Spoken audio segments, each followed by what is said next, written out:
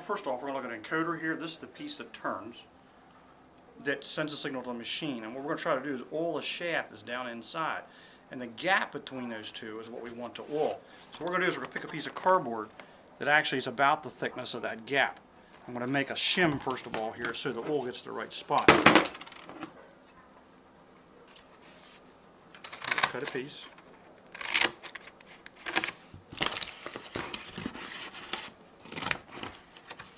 And we're going to put a piece of masking tape across the top so that it works down into the edge correctly. That's all we need. Just that. And we come to the top edge that is actually masked. Come down, and it's about, let's say, about an inch down, okay? And about a 1/4 inch wide. So we're going to cut a piece. Now we'll be glad to send these to you if you don't want to make one of your own, okay? Just the thickness of the shaft itself. And we're going to cut that out. I'll bring them over here and show you how we like to oil it. What we're going to do is we're going to slide this on the bottom side of the encoder with this masking tape side underneath. We'll fit it right up through here, through the encoder.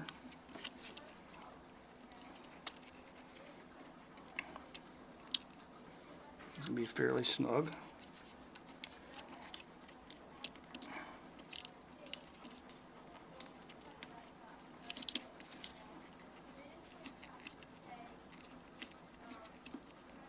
It's probably best to go straight down on it actually. And then rotate it.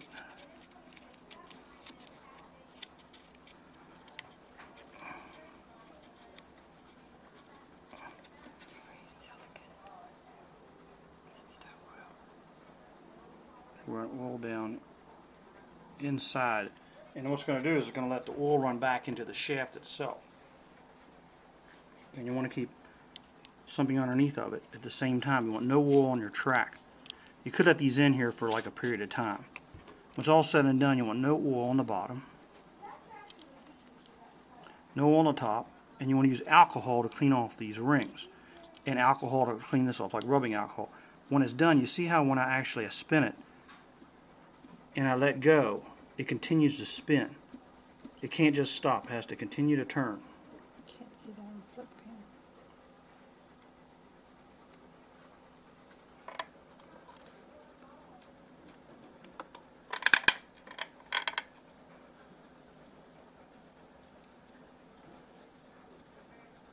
It does not, it keeps on turning. And then you come around here to the back and do the same thing. We shouldn't have to repeat that all the time. I had to show them how it's going to be done in the back. You're going to come down through the top to start with, okay? You come down, shove it the whole way in. See, I'm going the whole way in like that. Make sure it's the whole way up. And then you're going to turn it. Just bend it over.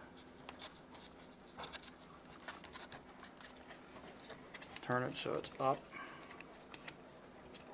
Slid the whole way up in there.